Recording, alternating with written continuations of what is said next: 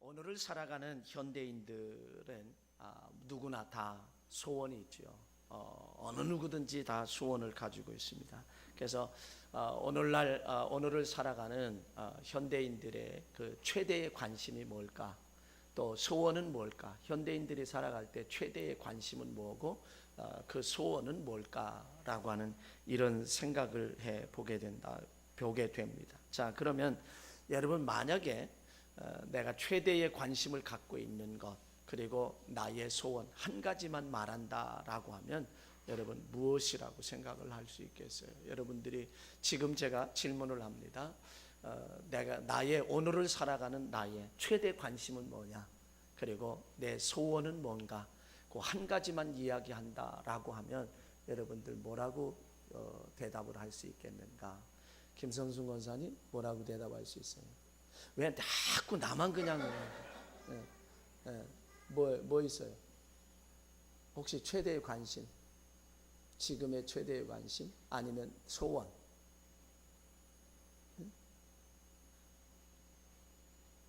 잘 모르겠어요. 우리 권현주 집사님의 소원은 뭐예요? 왜 생각들을 안 하고 사는지 모르겠어요. 박수관 집사님, 말하는 대로 이루어지는, 그대로 되시길 주의 이름으로 간절히 축. 이성희 선생님 뭐예요? 네? 성공. 그럼 성공인데 구체적으로 뭐라고 할 수 있어요? 구체적으로 뭐가 성공이야? 구체적으로 내가 성공하기를 원하는 게 뭐냐 이거지. 생각해봐요. 우리 김보람 선생님, 장수. 예, 장수. 김일중 선생님, 예? 돈 많이 버는 거. 예. 아주 솔직한 표현이에요. 임동진 권사님, 지금보다 나은 모든 것. 이제 성공하길 원하고 장수하길 원하고 뭐 이렇게 쭉 소원들을 이야기하잖아요. 소원들을 이야기하고 관심을 이렇게 이야기하지만 지금 아까도 이야기한 대로, 김일중 선생님 이야기한 대로 우리 현대인의 최대의 관심은 뭘까? 돈 버는 일이지.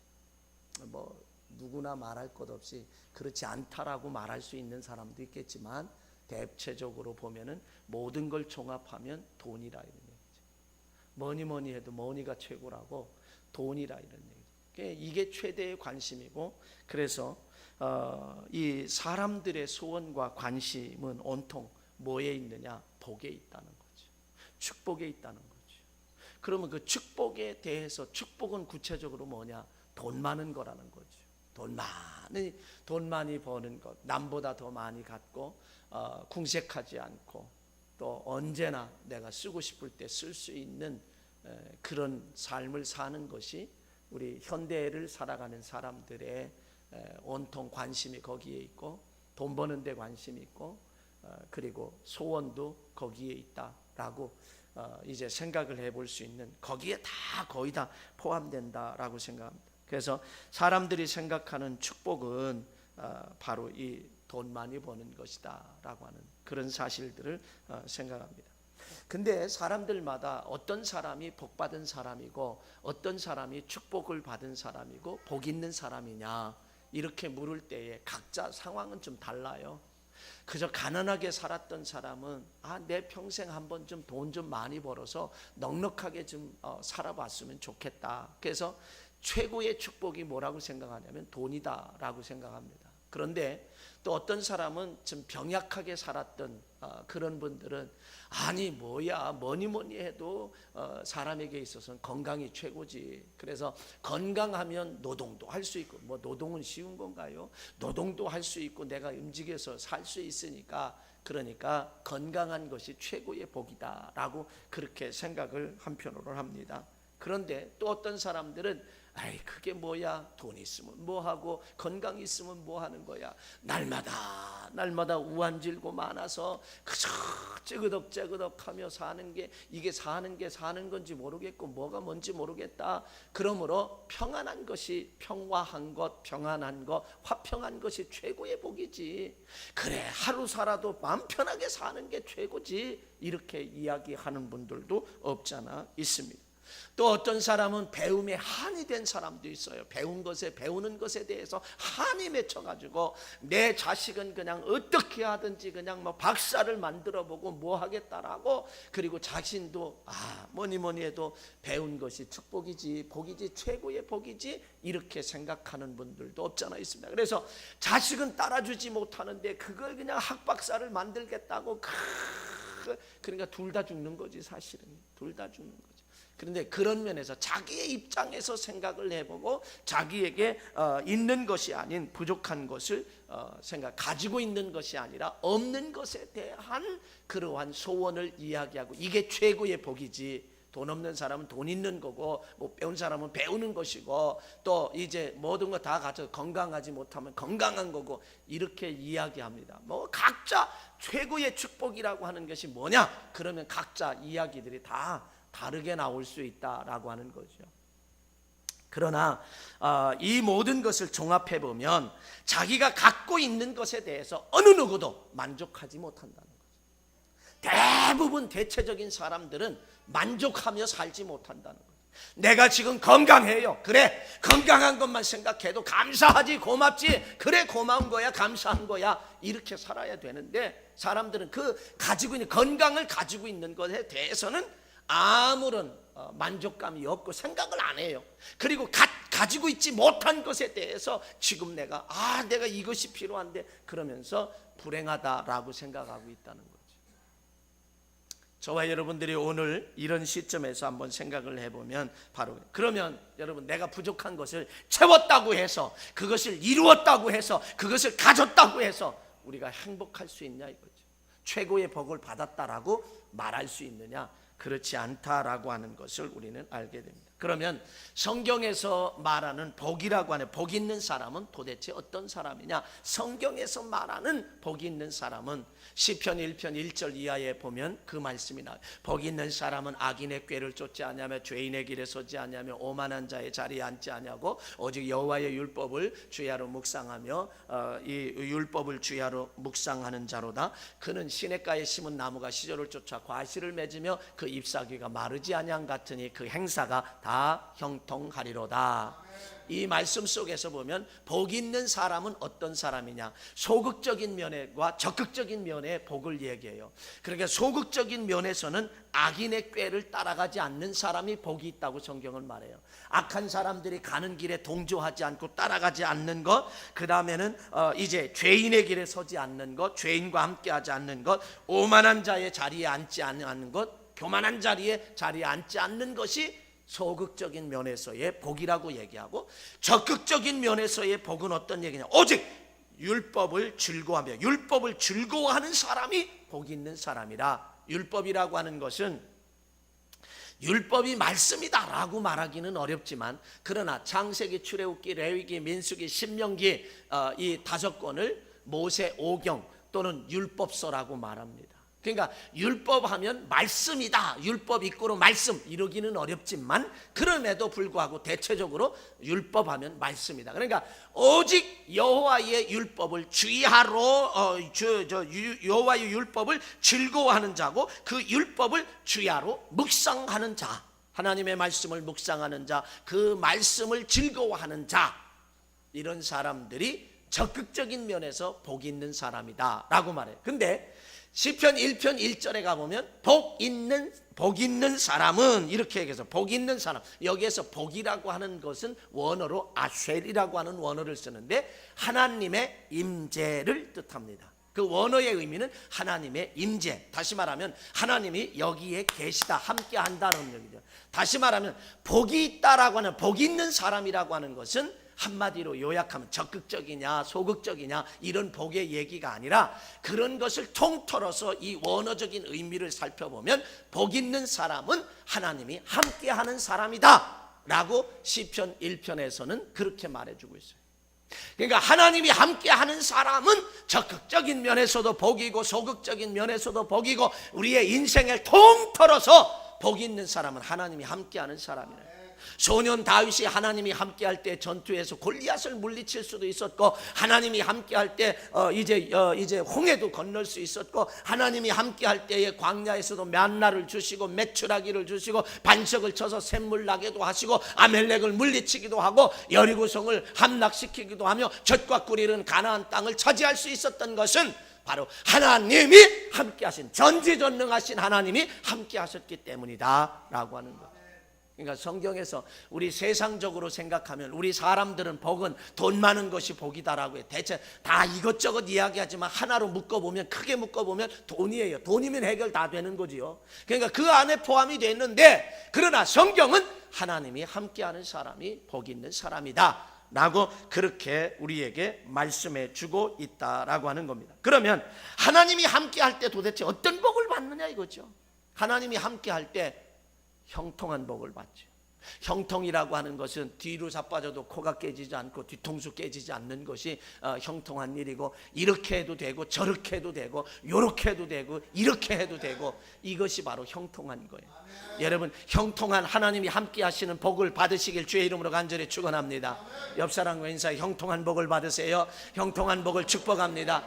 예, 형통한 복 받으시기 바랍니다. 할렐루야. 예. 그러니까 이것이 하나님이 함께하는 자에게 주어지는 최고의 복. 우리 그리스도인들은 정말 하나님이 함께하기를 원하는 그런 삶을 살아야 된다. 성경에 보면 하나님께서 이렇게, 내가 너희와 함께 가지 않겠다, 너희와 함께 가면 너희들이 잘못해서 다 진멸할 것이다 라고 이야기해요. 그런데 함께하기를 막 소망합니다. 여러분, 어떤 면에서 보면 능력자가 함께하면 얼마나 좋겠어요. 한 편이 되면은 좋다고, 내가 그 쫓아가는 것처럼 바로. 그러면 하나님이 함께 할 때 어떤 복이 있느냐? 성경에서 찾아보면, 여러분, 요셉이라고 하는 사람은 창세기 39장 이하에 쭉 보면, 그 전에서부터 있습니다만은 창세기 39장에 가보면 요셉은 하나님이 함께 할 때에, 그 요셉이 아버지의 사랑을 받고 채색 옷을 입혔지만, 입고 살았고 사랑을 받으며 살았지만 형들이 그를 미워해서 미디안 상인들에게 팔아버렸어요. 미디안 상인들에게 팔아서 미디안 상인이 애굽의 시위대장 보디발의 집에 팔았어요, 종으로. 그러니까 옛날에 사람이 사람을 팔고 샀단 말이죠. 종으로서 팔고 사고 했다는 거예요. 사람이 아니라 물건과 같았다는 얘기예요. 그래서 이제 그가 병나고 병들고 못 쓰게 되면 그냥 버려버리는 거, 아무런 죄책의식도 없었다는 거죠. 그러는데 그 형들이 요셉을 팔아버렸을 때에, 그 창세기 39장 2절로 6절에 있는 말씀에 가보면, 여호와께서 요셉과 함께 하심으로 그가 형통한 자가 되어 그 주인의 애굽 사람의 집에 있으니 그 주인이 여호와께서 그와 함께 하심을 보며 또 여호와께서 그의 범사에 형통하게 하심을 보았더라. 그러니까 비록 종으로 팔려간 철약맞은 노예에 불과한 요셉이지만 전지전능하신 하나님이 함께 하니까 그가 있는 그 가정을, 보디발의 가정에 하나님께서 복을 내려주셨다는 거예요. 여러분, 저와 여러분들이 어떤 처지에 있든지 간에 하나님이 지금 나와 함께 한다라고 하는 이 사실 하나만으로도 우리는 충분히 복을 받은 자인 줄로 믿으시기 바랍니다. 그러기에 하박국 선지자는 나의 구원의 하나님으로 인하여 즐거워하며, 나의 하나님으로 인하여 즐거워하며, 나의 구원의 하나님으로 인하여 나 기뻐하리로다. 내 집에 아무것도 없어요. 밭에 소출도 없어요. 외양간에 소도 없어요. 우리의 양도 없어요. 포도나무에 감람나무에 열매도 없어요. 소출도 없어요. 그럼에도 불구하고 여호와로 인하여, 오직 여호와 때문에 즐거워하고 나의 구원의 하나님을 인하여 기뻐하리로다. 하나님 때문에 기뻐하고 하나님 때문에 즐거워하고 있다는 거죠. 여러분, 그 하나님이 누구의 하나님이에요? 나의 하나님. 믿습니까? 그 하나님이 나의 하나님인 줄 믿으시기 바랍니다. 그 하나님이 나의 하나님이라고 그래요. 하나님이 함께하는 자가 최고의 복을 받는데 말이죠. 그래서 요셉은 그 종살이 가운데서 하나님이 함께할 때 총리가 되는 축복을 받았다는 거죠. 당대 애굽이란 나라는요 세계 최강대국이에요. 그곳에 종살이 하던 사람이, 노예 생활하던 사람이 총리가 됐다. 이거 하나님이 함께할 때 그런 축복이, 그러니까 안 믿는 사람도 그 하나님이 함께하는 모습을 확인할 수 있는 거예요, 눈으로. 여러분의 삶에도 이런 하나님이 함께하는 축복이 넘쳐져서 믿지 않는 사람들을 만날 때마다 당신은 하나님이 함께하니까 이렇게 잘 되는 거야, 이렇게 잘 되고 그 하나님 나도 믿어봐야 되겠다라고 하는 마음이 좀 움직여지는 그런 축복이 여러분에게 넘쳐지시길 주의 이름으로 간절히 축원합니다. 솔로몬은요 어떤 축복을 받았느냐, 장대한 복을 받았다고 역대하 1장 1절에서 그렇게 말합니다. 다윗의 아들 솔로몬이 왕위가 견고하여 가며 그의 하나님 여호와께서 그와 함께 하사 심히 장대하게 하시니라. 장대했다는 얘기는 커졌다는 얘기죠. 그런 축복을 지금 말하고 있습니다. 에레미야서 15장 20절에 가보면 내가 너와 함께하여 너를 구원하여 건짐이라. 승리하는 복이 있다는, 하나님이 함께할 때 승리하는 복, 잘 총리가 되는 복, 장대한 복, 승리하는 복, 그 다음에 보호받는 복, 인도하심을 받는 복, 쉬게 하시는 복, 그 다음에 누워 놀게 하시는 그런 복, 생기가 넘치는 복, 이런 원수의 목전에서도 이제 상을 베풀어 주시는 복, 그리고 주의 집에 영원히 거하는 축복. 시편 23편 여호와는 나의 목자시니 내가 부족함이 없으리로다. 이런 시편 이제 23편에서 이런 복을 우리에게 이야기해 주고 있습니다. 사무엘하 7장 9절에 가보면 나단이 계시대로 다윗에게 말합니다. 뭐라고 말하느냐면 내가 가는 모든 곳에서 내가 너와 함께 있어 내 모든 원수를 내 앞에서 멸하였은즉 땅에서 위대한 자들의 이름같이 내 이름을 위대하게 만들어 주리라. 개역성경에는 내 이름을 존귀케 만들어 주리라. 공동번역은 내 이름을 떨치게 해 주리라. 표준세번역은 내 이름을 빛나게 해 주리라. 그러니까 하나님이 함께 할 때에 존귀한 복, 이름이 떨쳐지는 복, 이름이 그저 빛나게 하시는 그런 축복도 우리에게 주신다. 하나님이 함께 할 때에 두려움이 떠나는 복도 우리에게 허락하시고 하나님이 함께 할 때에 담대한 복도 우리에게 허락하신다는 거예요. 그러니까 하나님이 함께 하는 것이 우리 그리스도인들에겐 최고의 관건이에요. 어떻게 하면 하나님이 나와 함께 하실까? 어떻게 하면 내가 하나님과 함께 할 수 있을까? 여기에 최대의 우리의 관심과 초점을 맞춘다고 하면 이보다 더 큰 축복은 없는 거예요. 하나님이 함께하는 것. 그러면 하나님은 어떤 사람과 함께 하시는가? 다른 말로 어떤 사람이 하나님과 함께 할 수 있는가? 하나님은 어떤 사람과 함께 하시는가? 어떤 사람이 하나님과 함께 할 수 있는가? 라고 하는 사실을 또 우리는 생각해 봐야 되죠. 첫째는요, 믿음입니다. 하나님은 믿는 자의 하나님이에요. 안 믿는 자의 하나님이 아니에요. 하나님은 믿는 자의 하나님인 줄 믿으시기 바랍니다. 그러니까 믿음이 있는 자는 하나님과 함께 할 수 있어요. 믿음이 있는 자, 하나님을 믿는 자, 하나님을 믿는 자는 하나님과 함께. 그래서 히브리서 11장 6절에 가보면 믿음이 없이는 하나님을 기쁘시게 하지 못하나니 하나님께 나아가는 자는 반드시 그가 계신 것과 그가 또한 그가 자기를 찾는 자들에게 상 주시는 이심을 믿어야 할지니라. 우리에게 그렇게 말했어요.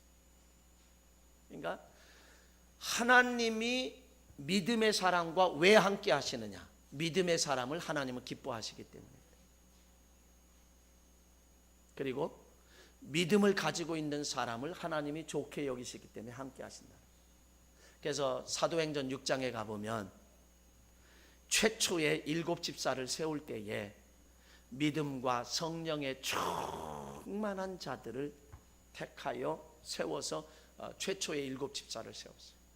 믿음이라고 하는 것을 하나님은 이렇게 기뻐하신다. 그래서 히브리서 11장 3절로 5절에 가보면 믿음으로 모든 세계가 하나님의 말씀으로 지어진 줄 아나니, 믿음으로 모든 세계가 말씀으로 믿음으로 아벨은 가인보다 더 나은 제사를 드렸다.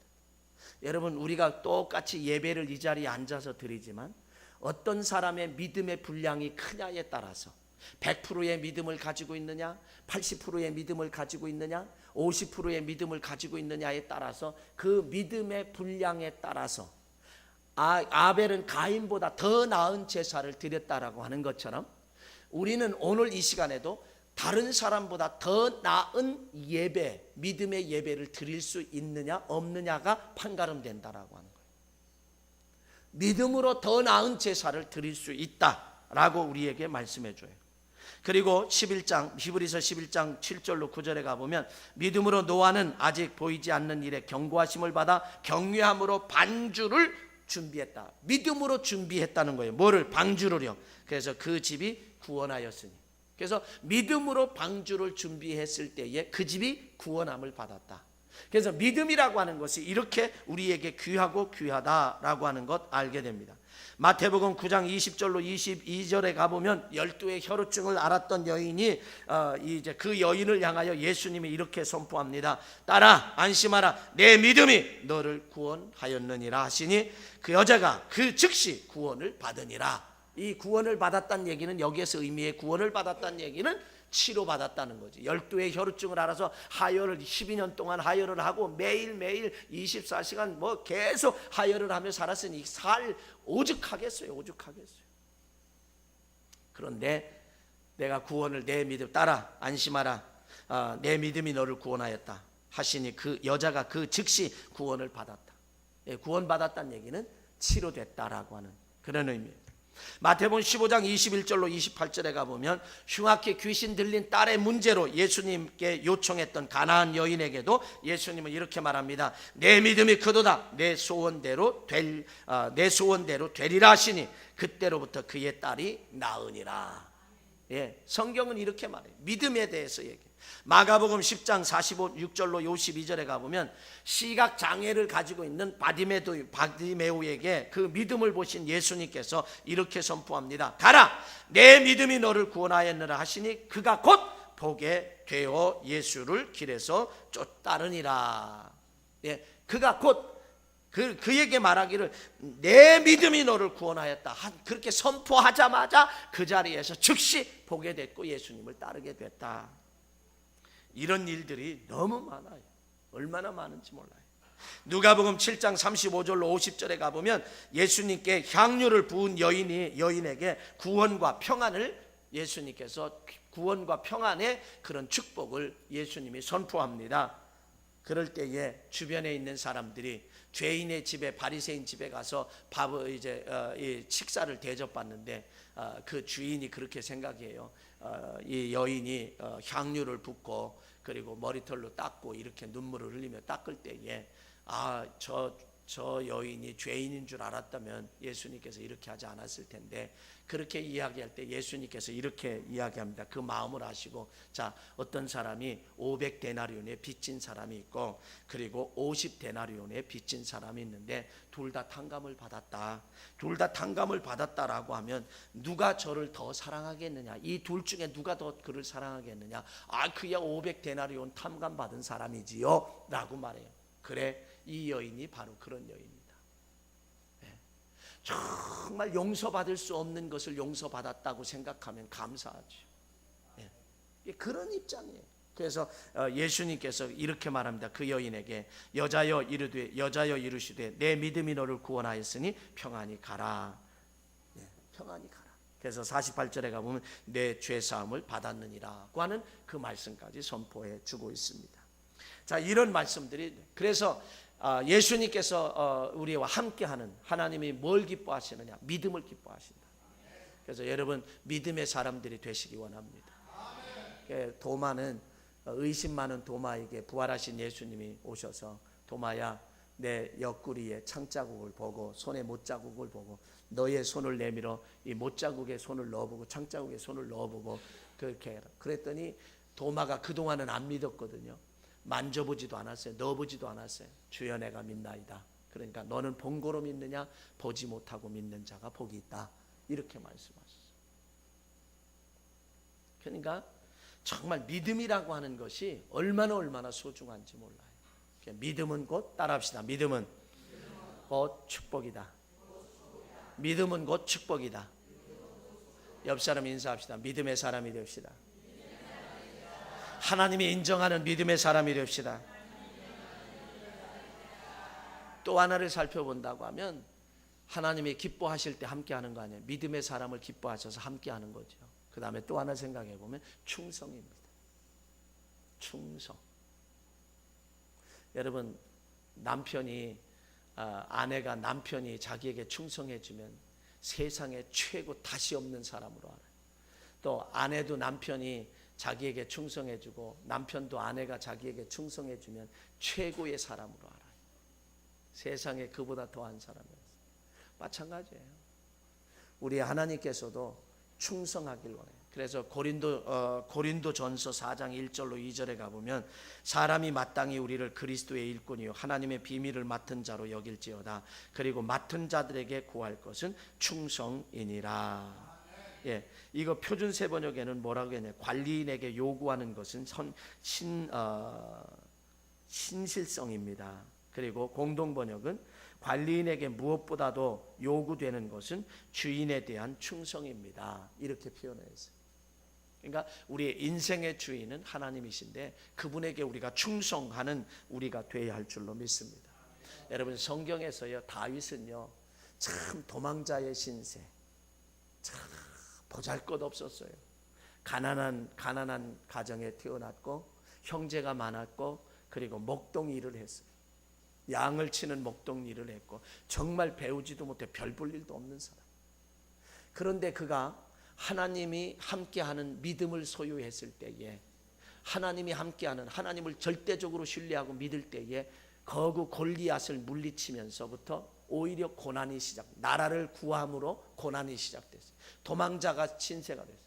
아둘람 굴로 도망했을 때에 많은 사람, 부도난 사람들, 그런 사람들이 다 별 볼 일 없는 사람들이 모였는데 몇 명이 모여왔느냐? 아둘람 굴로 400명이 몰려왔어요.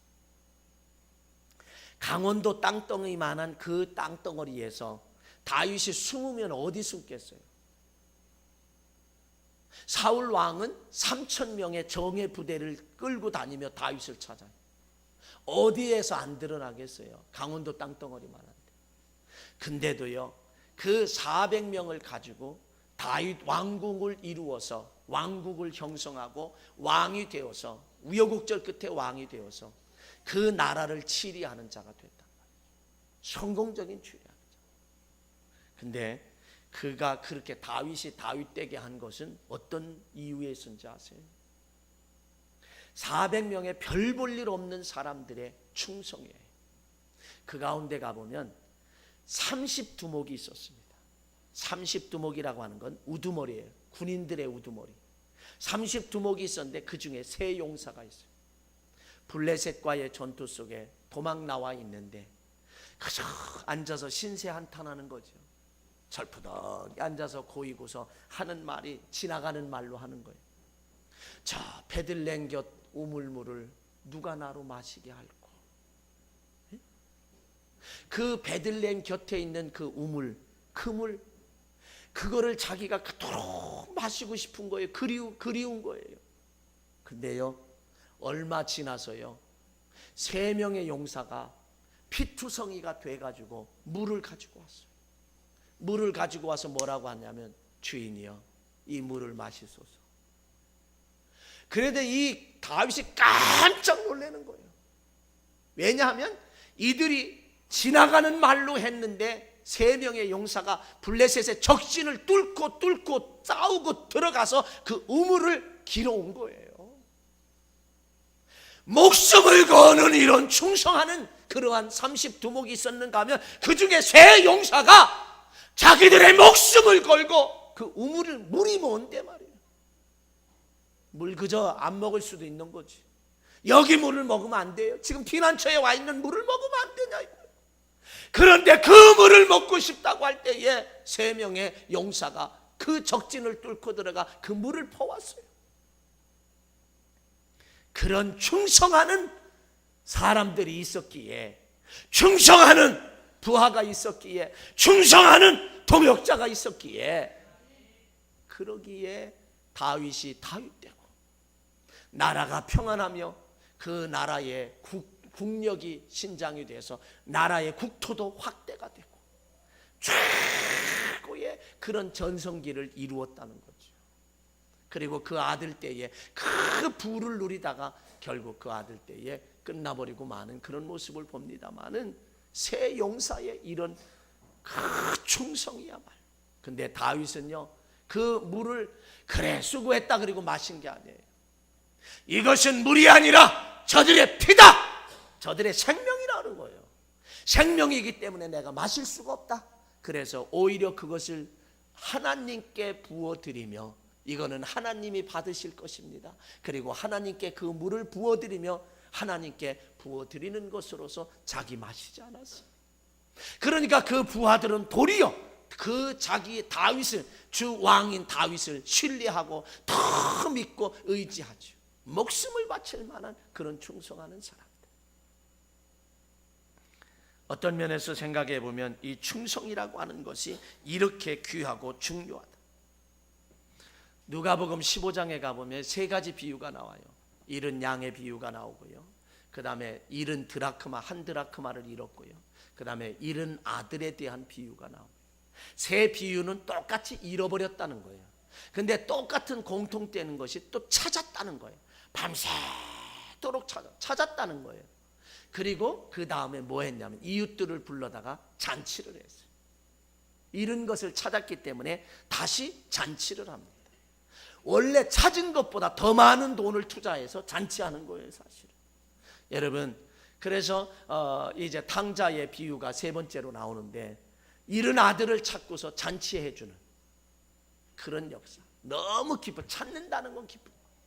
그래서 저와 여러분들이 하나님은 누구를 찾으시느냐라고 하는 것에 대해서 생각을 해요. 하나님은요, 이렇게 찾으면, 하나님께서 찾으면 잔치하십니다. 또 하나님께서는 뭐 하시느냐면, 하나님께서는 또 예배하는 자를 찾으시는 줄 믿으시기 바랍니다. 예? 예배하는 자를 찾으세요.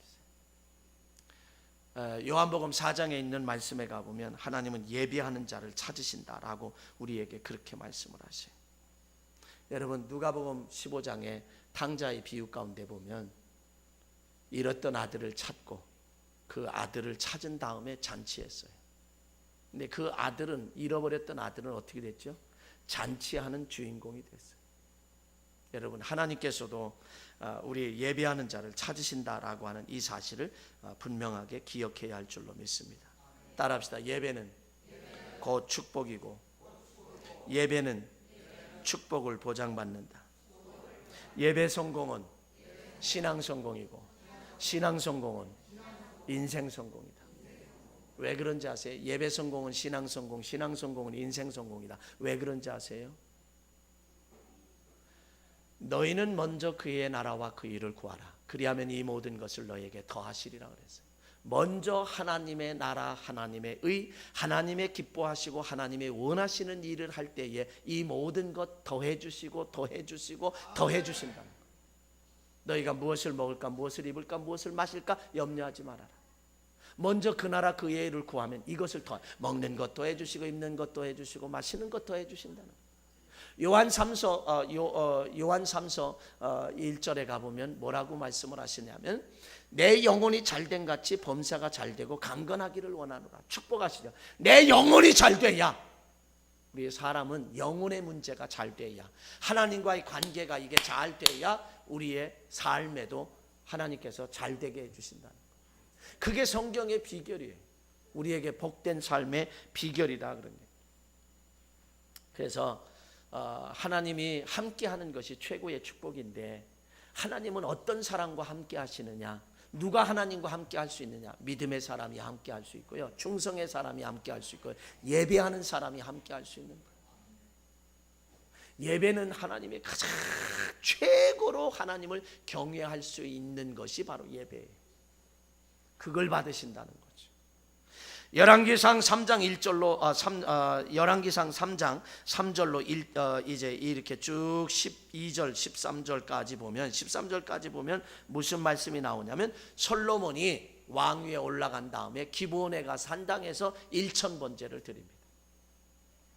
일천번제를 드렸다. 구약 시대는 제사를 드렸으니까 일천번제를 드렸는데 오늘날로 얘기하면 예배를 드렸다는 거죠. 근데 그때 하나님이 얼마나 감동하셨고 감사했는지 솔로몬에게 이렇게 말씀을 합니다. 하나님이 솔로몬의 꿈에 나타나서 일천번제를 드렸더니 꿈에 나타나셔서 하나님이 이르시되 내가 내게 무엇을 줄고 너는 구하라. 내가 너에게 무엇 주면 좋겠냐? 구하라. 그럼 내가 준다, 이런 얘기죠. 그랬더니 솔로몬이 뭐라고 얘기하냐면 나의 하나님 여호와여 주께서 종으로 종의 아버지 다윗을 대신하여 왕이 되게 하셨사오니 종은 작은 아이라 출입할 줄도 알지 못해요. 그런데 이 많은 백성, 하나님의 백성을 누가 다스리겠습니까? 저들을 누가 재판하겠습니까? 저에게 지혜를 주셔서 정말 재판을 바로 하게 하시고 하나님의 말씀대로 바로 할 수 있게 해주세요. 그러니까 하나님이 그냥 더 감동을 하셨어요. 더 감동을 하셔서 뭐라고 이야기하냐면 내가 부도 구하지 아니하고 원수의 생명도 구하지 아니하고 오직 올바른 송사를 위해서 내 뜻대로 송사를 잘 재판하기를 원하고 내 백성들 다스리기를 원하니 그게 그냥 더 마음에 감동이 되셨어요. 내가 구한 지혜는 물론이겠거니와 내가 구하지 아니한 부귀영화를 너에게 더 허락하노라. 그러면서 더 그에게 허락해 주셨다라고 하는 사실을, 그러면서 내 평생의 왕들 중에 너와 같은 자가 없을 것이다 라고 그렇게 말씀하셨어요. 여러분, 우리가 이 땅에서 이왕 산다고 하면 저와 여러분의 간절한, 현대인들의 간절한 소원이 뭐고 간절한 관심이 뭐겠어요? 우리는 한마디로 말하면 축복의 사람이 되는 것이에요. 근데 그 축복의 사람은 뭐냐? 하나님이 함께하는 사람이 최고의 축복을 받는 사람인데, 그럼 하나님이 어떤 사람과 함께하고 또 어떤 사람이 하나님과 함께하느냐? 하나님을 기쁘시게 하는 사람. 그래서 오늘 본문은 뭐라고 하느냐? 여호와를 기뻐하라. 내 마음의 소원을 이루어 주리라. 여러분, 소원을 이룰 수 있는 것이 뭐냐면 하나님을 기쁘시게 하는 거예요. 하나님을 기쁘시게 할 때, 그래서 고린도 후서 5장 9절에 가보면 하나님이 기뻐하시는 것이 무엇인지 찾아라 그럽니다. 하나님이 기뻐하시는 것이 무엇인지 찾아라. 그걸 찾으면, 그것을 행하게 되면 우리 하나님이 나와 함께 하신다. 그래서 요한복음 8장 29절에 나를 보내신 자가 나와 함께 하시도다. 내가 항상 그의 기뻐하시는 일을 행함으로 나를 혼자 두지 아니하셨다. 우리의 하나님을 기쁘시게 해야 되고요. 그럴 때 마음의 소원을 이루고요. 하나님에게서, 공동번역이나 표준세 번역, 하나님에게서, 여호와께서 기쁨을 찾으라는 거예요. 하나님을 섬기는 데에서 기쁨을 찾고, 하나님을 찬양하는 데서 기쁨을 찾고, 하나님께 기도하는 데서 기쁨을 찾고, 하나님께 헌신하는 데서 기쁨을 찾는다라고 하면 하나님이 기뻐하시고 우리 마음의 소원을 이루어 주신다는 거예요. 하나님의 주시는 축복은, 이거는 세상이 주는 축복보다 더 귀하고 소중하다라고 하는 이 사실을 우리는 기억해야 할 것입니다. 사람들이 원하는 소원은, 사람들이 원하는 복은 돈이고 건강이고 평안이고 형통인 줄, 그러나 하나님이 함께 하실 때만 가능해요. 왜냐하면 로마서 11장 36절에 이는 만물이 주에게서 오고 주로 말미암고 주에게로 돌아감이라고 우리에게 말씀하셨기 때문에 그렇습니다. 그러므로 하나님이 함께 하시는 것은 하나님을 기쁘시게 할 때. 그래서 저와 여러분이 이 한 주간도 하나님이 기뻐하시는 것이 뭘까? 그걸 찾아보세요. 하나님이 기뻐하시는 게 뭘까? 찾으시면 이거구나. 그러면 여러분 그대로 행하게 되면 하나님이 함께하는 임마누엘의 최고의 축복을 받을 수 있는 줄 믿습니다. 그럴 때에 말씀한 대로 다 우리에게 축복이 쏟아지는, 열려지는 은혜가 있다. 이 복을, 이것이 성경의 원리이고 이건 비결, 공식이에요. 이거는 여러분, 수학 공식은 수학 공식에 대비하지 않으면 풀기가 어려워요. 근데 수학 공식에 대입하면 바로 풀게 되어 있습니다. 그리고 해답을 금방 찾아내게 되어 있어요. 하나님을 기쁘시게 하는 것이 우리의 소원을 이루는 것이고, 소원을 이루는 것은 그것이고 축복이다. 그러므로 하나님이 함께하는 이 한 주간도 하나님을 기쁘시게 하는 것이 무언가를 찾고, 또 하나님을 기쁘시게 하는 것이 하나님에게서 기쁨을 찾는, 세상에 여러분 돈 버는 데서 기쁨 찾지 말고요, 주식 올라가는 데서 기쁨 찾지 말고요, 그런 데서 기쁨 찾는 것이 아니라 하나님에게서 기쁨을 찾다 보면 나머지는 다 더하여 주시는, 덤으로 오는 축복인 줄로 믿고, 이 한 주간도 그런 마음을 집중하면서 살아가며 기도하면서 살아가면 나름대로의 주어진 상황에서 하나님께 영광을 돌리고 하나님이 함께하는 복을 받으며 살 수 있는 줄 믿습니다. 이런 복을 받아 누리는 복된 성도들 되시길 주의 이름으로 간절히 축원합니다.